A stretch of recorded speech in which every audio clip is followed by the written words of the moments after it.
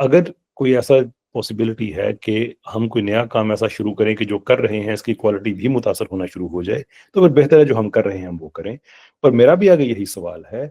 کہ بھائی پوری امت میں ایک یہی تو طبقہ ہے جس کو مولوی کا طبقہ کہتے ہیں، عالم کا طبقہ کہتے ہیں، کہ جو اپنا کام کر رہا ہے۔ اب دیکھیں، میں آپ کو ایک چھوٹی سی اگزامپل دیتا ہوں۔ ہم نے جو قرآن کی لنگوسٹکس کے جو علوم ہیں، احکام کے متعلق جو علوم ہیں، اور اس طرح کے جملہ کچھ علوم ہیں، وہ ہم نے محدود کر دیے ہیں ایک مفتی صاحب کے حد تک۔ اب مجھے بتائیے کہ اللہ تعالیٰ قرآن میں سورہ نور میں کہتے ہیں آیت نمبر 45 میں کہ ہم نے یہ جو مخلوقات ہیں ان کو ایک پانی سے بنایا ہے، جن میں سے پھر کچھ بائی پیرلز ہیں، یعنی کہ 2 پاؤں پہ چلتے ہیں، اور کچھ ہاتھوں پاؤں پہ چلتے ہیں، ٹیٹراپوڈز بن گئے، اور کچھ ہیں جو رینگتے ہیں۔ اب مجھے بتائیے کہ آپ مولوی سے کیوں ایکسپیکٹ کریں گے کہ اس آیت کو جس میں بایو کیمسٹری کا ذکر ہو رہا ہے وہ آپ کو مسجد کے مولوی صاحب پڑھائیں گے، جن کا مینڈیٹ یہ ہے کہ وہ آپ کو قرآن پڑھائیں گے؟ میرا سوال اس مسلم بایو کیمسٹ سے ہے کہ آپ اس آیت کو کھول کے کیوں نہیں بتاتے کہ یہ جو پانی کا ذکر اس میں کیا جا رہا ہے، اس سے جو انسانوں کی اور باقی مخلوقات کی جینیٹک سملیرٹی ہے وہ ایکسپلین ہوتی ہے، کہ جتنے بھی ہمارے، یعنی کہ ہمارا اور چمپینزی کا ڈی این اے ملتا ہے، ہمارا اور چوہے کا ڈی این اے ملتا ہے، ہمارا اور گایوں اور بلیوں کا ڈی این اے ملتا ہے، باقی مخلوقات کا ڈی این اے ملتا ہے۔ ڈی این اے کے 4 نیوکلیوٹائڈز ہوتے ہیں، اے ٹی سی اور جی، اور وہ چاروں کے چاروں واٹر بیسڈ ہیں، چاروں کے چاروں وہ کیسے کہتے ہیں، مادہ، سوری، لیکوڈ ہے۔ تو قرآن بتا رہا ہے کہ تمہارا جو سورس مٹیریل ہے وہ ایک ہے۔ تو یہ کام ایک مسلم بایو کیمسٹ کا ہے کہ وہ اس آیت کو بتائے کہ اس آیت کا یہ مطلب ہے۔ یہ ہم کیوں توقع کرتے ہیں کہ جس نے ناظرہ پڑھانا ہے وہ ہمیں یہ چیزیں بھی بتائے گا؟ ایکولوجی کے حوالے سے جہاں قرآن کہتا ہے کہ اس نے ہرے پتوں سے آگ کا انتظام کیا، تو جو ایکولوجی کے ماہرین مسلمان ہیں، یہ ان کا کام ہے کہ وہ بتائیں کہ یہاں پہ اللہ تعالیٰ آکسیجن کا ذکر کر رہے ہیں کہ آکسیجن ہرے پتوں سے آتی ہے، اور آگ کے 3 اسینشیل انگریڈینٹس ہیں، ان میں سے کسی ایک کو نکالے تو آگ نہیں لگتی ہے۔ ان میں سے ایک آکسیجن ہے کہ جس سے آگ کا انتظام کیا جاتا ہے، آگ اکوموڈیٹ ہوتی ہے، آگ پیدا ہوتی ہے اس سے۔ اگین آپ یہ کام یہ نہیں توقع کر سکتے اس آدمی سے جس نے درس نظامی کیا ہوا ہے، جو آپ کے بچوں کو ناظرہ پڑھاتا ہے یا قرآن پڑھاتا ہے۔ باقی کہاں ہے؟ سو آئی ایگری ود مفتی تقی عثمانی صاحب، although ہمارے پاس اور ایویڈنس نظر آتا ہے، بیت السلام میں نظر آتا ہے جو کنٹمپری علوم میں دوبارہ سے گئے ہیں، جامعۃ الرشید ہے جو کنٹمپری علوم میں دوبارہ گئے ہیں، لیکن اگر آپ کے پاس ریسورسز ہیں، آپ جا رہے ہیں، وہ ایک اور بات ہے۔ نہیں ہے تو کم سے کم لوگوں کو ان کا اپنا کام کرنے دیں۔ بھائی آپ خود سوچیں، آپ کیسے بہتر طریقے سے قرآن کو سمجھ سکتے ہیں اور لوگوں کو سمجھا سکتے ہیں؟ آپ کیسے اپنی فیلڈ کے مطابق قرآن کی وہ آیات جس میں اللہ تعالیٰ کہتے ہیں نا لوگوں سے کہ اے وہ لوگوں جو ایمان لے کے آئے ہو، وہ سب کا سارے اس کی مخاطب ہوتے ہیں جو مسلمان ہیں۔ جہاں پہ لوگوں کی بات ہوتی ہے، عوام الناس کی بات ہوتی ہے، تو ساری دنیا مخاطب ہے۔ لیکن اللہ تعالیٰ جگہ جگہ میں کہتے ہیں کہ عقل والوں کے لیے یہ بات ہے، جیسے کہ زندگی قصاص میں ہے، تو وہ سب کے لیے نہیں ہو رہی ہے، وہ جورسٹ کے لیے، لیگل جورسٹ کے۔ تو کہاں ہے مسلمان لیگل جورسٹ جو ہمیں بتائے کہ قصاص میں کیسے زندگی ہے؟ ہم سوری میں تھوڑی بات لمبی ہوگی، لیکن ہر چیز کا بوجھ مدرسے پہ نہیں ڈالنا چاہیے۔ وہ جو کر رہے ہیں وہ کرنے دیں۔ میرا سوال باقیوں سے ہے، باقی کے تھے نے کی کر دینے پہ۔ اب کچھ بنیادی چیزیں ہیں اور کچھ اسپیشلسٹ چیزیں ہیں۔ جہاں تک بنیادی چیزوں کا تعلق ہے کہ ایک ویل گراؤنڈڈ مسلم کیسا ہونا چاہیے مدرسہ، تو وہ کر رہا ہے۔ اب آگے دیکھیں بات ہے ریسورسز کی، کہ کسی مدرسے میں آپ مثال کے طور پہ جو ہماری جہاد کی تاریخ ہے، how does spirituality play its part in that, یہ ایک اسپیشلسٹ فیلڈ ہے۔ یہ اسلام میں پورا ایک چیپٹر ہے مغازی، جو کہ ہر جگہ پہ یقیناً پڑھایا جانا چاہیے، اینیمیشنز کے ساتھ سارا کچھ، لیکن اس کے ساتھ ریسورسز، یہ بات ذہن میں رکھیں۔ اب جب ہم کہتے ہیں ریسورسز، تو ہم اس میں مدارس کو سنگل آؤٹ کیوں کریں؟ میں حیران رہ گیا اور میں نے اس کو دوبارہ سے ویریفائی کیا کہ کیا یہ میں فگرز غلط تو نہیں پڑھ رہا۔ وڈ یو بلیو کہ پاکستان میں جو ریسرچ کا بجٹ ہے وہ 0.16% ہے، آدھا پرسنٹ بھی نہیں ہے۔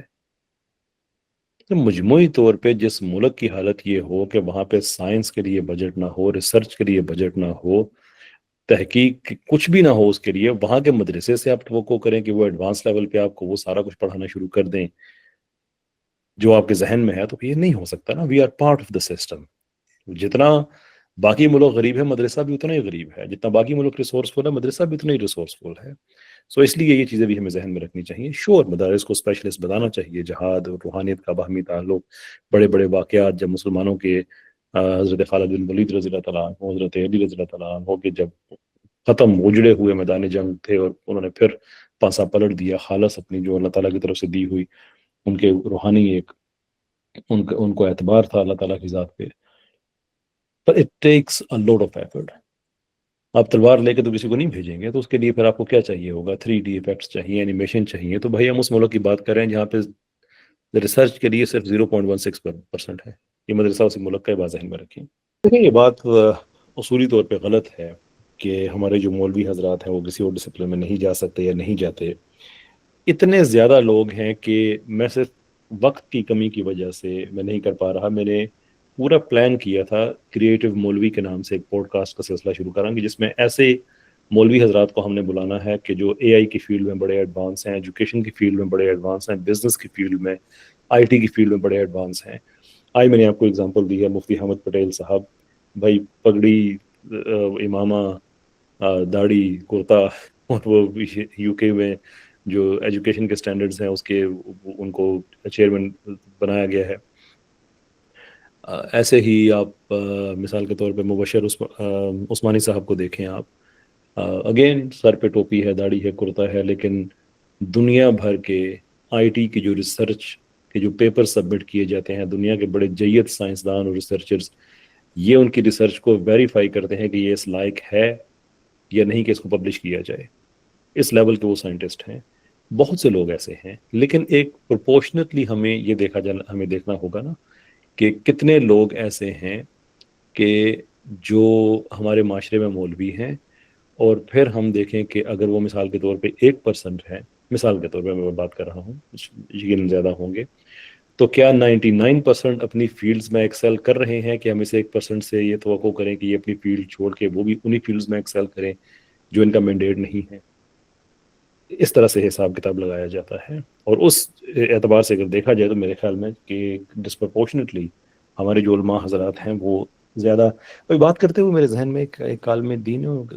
پیچھے وہ نام بھول گیا، جو میڈیکل کا جہاں ہے، دنیا بھر کے اسٹوڈنٹس ان کی جو لکھا ہے، ان کا جو مینول ہے لکھا ہوا، آئی تھنک وہ امریکہ میں ہے،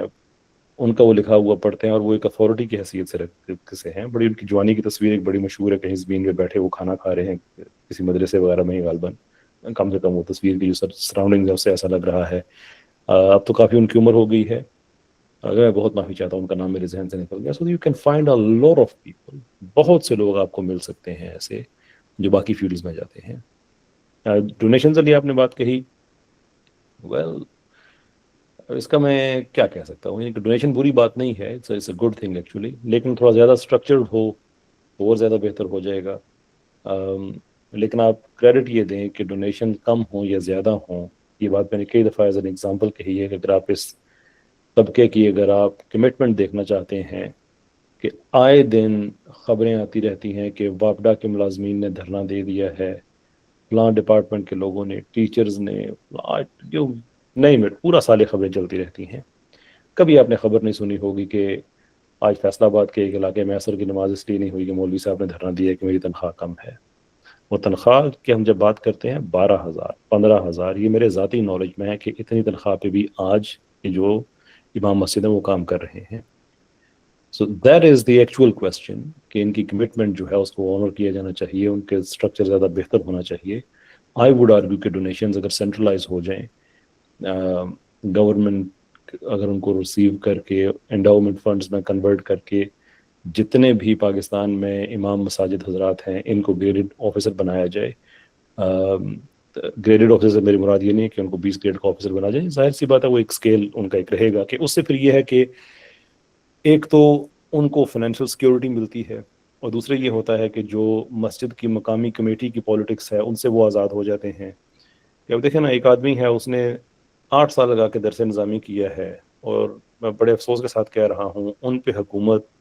مولوی صاحب پہ کر رہی ہوتی ہے ایک ایسی کمیٹی جس میں وہ بزرگ ہوتے ہیں کہ جنہوں نے زندگی ایسی گزاری ہوتی ہے کہ اب آخرت کا سامان اپنا ٹھیک کرنے کے لیے وہ مسجد میں کمیٹی میں کو جوائن کر لیتے ہیں، جن کو دین کا نہیں پتا ہے، لیکن وہ بھی مولوی صاحب سے تو جب میں کیا نا تو وہی کر لیکن اس میں اگین خطرہ یہ ہے کہ اگر اس کو سینٹرلائز کر لیا جائے گورنمنٹ کی طرف سے تو پھر مولوی حضرات کو جو ملتا ہے شاید وہ بھی نہ ملا کرے یہ بھی ایک خطرہ ہے۔ بہرحال اچھا سسٹم بنایا جا سکتا ہے، میں یہ کہتا ہوں ڈونیشنز ہی رہیں لیکن اس کی بہتر چینلائزیشن ہو سکتی ہے۔ میرا یہی اصل میں پوائنٹ تھا جو میں عرض کرنا چاہ رہا تھا کہ قرآن کی اسپیشلسٹ فیلڈز بننی چاہیے، قرآن سے ایک آئلی کتاب بننی چاہیے، ایک کتاب اس کی قانون کی بننی چاہیے کہ جس میں وہ ماہرین ہیں جو کہ وہ ان کی ان آیات کو اس طرح سے سمجھیں جس طرح سے وہ سمجھ سکتے ہیں اور دنیا کو سمجھا سکتے ہیں۔ ہاں اس میں ایک رسک ہے کہ اس کے اندر نئی ٹرانسلیشن کی گنجائش نہیں ہو سکتی۔ ہمارے پاس موجود ہیں یہ کلاسیکل ریسورسز موجود ہیں قرآن کے حوالے سے کہ ایک آیت کے جتنے بھی الفاظ ہیں ان الفاظ کے انڈیویجولی جتنے بھی معنی ہیں وہ سارے کے سارے موجود ہیں، اس میں سے نئے کی گنجائش نہیں، اور یہ بڑا رسکی معاملہ ہے۔ میں اس کا ایک بڑا ورس تجربہ دیکھ چکا ہوں جب لوگوں نے کوشش کی اپنی طرف سے نئے ترجمے کرنے کی یا ان ترجموں کو چھوڑ کے جو کلاسیکل جو مفسرین ہیں جو انہوں نے کیے یا ایکسپلین کیے، تو وہ اس کے بڑے خطرناک نتیجے نکلتے ہیں۔ لیکن the point is کہ ایک آدمی قرآن کو بہتر سمجھ سکتا ہے اپنی فیلڈ کے اعتبار سے تو وہ ایک گائیڈنس کے اندر اس کو ایکسپلین کر سکتا ہے، وہ اسے کرنا چاہیے۔ اب آپ یہ کہتے ہیں کہ جس نے 30 سال یہی پڑھا، سوال یہ ہے کہ اس نے 30 سال اس سے پڑھا نا جس کی اسپیشلسٹ فیلڈ نہیں تھی، اس کی اسپیشلسٹ فیلڈ تھی ناظرہ پڑھانا، تو ناظرہ تو اس نے آپ کو ٹھیک پڑھایا، مخارج آپ کے ٹھیک ہیں، تفسیر آپ نے ٹھیک اس کی سمجھ لی ہے، جو کلاسیکل جو اس کی تفسیر جو اس نے پڑھی تھی تو اس پہ شکوہ نہیں ہے۔ تو ناؤ اٹس یور جاب۔ بھائی یہ جو آیت ہے میں آپ کو یہ سورہ نور کی آیت کا آپ نے بھی حوالہ دیا ہے نا، میں نے کسی عالم دین سے یہ آیت نہیں پڑھی ہے، میں زندگی میں ایک دن مدرسے میں بھی نہیں گیا ہوں، لیکن قرآن پڑھتے پڑھتے جب میں اس آیت پہ پہنچا تو میں حیران پریشان رہ گیا، اس لیے کہ میں جو بایولوجک جو ڈی این اے کا اسٹرکچر ہے میں اس کو سمجھتا ہوں۔ تو اس کے بعد میں نے اپنا تجربہ نہیں کیا، میں پھر بھی علماء کے پاس ہی گیا ہوں، اس کے الفاظ کے سارے جتنے ہیں میں نے کہا مجھے سارے اس کے مطلب بتائیں، دس از سم تھنگ، اس میں پانی کے ساتھ جو ہے وہ کس اسم کے ساتھ استعمال ہوا، وہ اس میں نقرہ ہے نہیں، یہ ساری چیزیں میں نے علماء کے پاس جا کے پوچھی، but I am in a position to explain in a much better way. اب میں اس پہ جو اپنا جو اللہ تعالیٰ نے مجھے موقع دیا یہ علم سیکھنے کا، اس کو میں اس کے ساتھ انفیوز کر کے اب میں اس کو ڈسپلن میں لے کے جا سکتا ہوں under the supervision of an established organisation, کوئی بھی مدرسہ ہے، کہ جناب اس کا یہ بھی ایک مطلب ہے، یہ معنی ہے، اور پھر اس فیلڈ کے جو لوگ ہیں جب وہ اس کو مزید پڑھیں تو اس کو ایکسپلین کر سکتے ہیں، یعنی کہ طریقہ کار مشکل نہیں ہے یہ، but we need more and more people to take responsibility.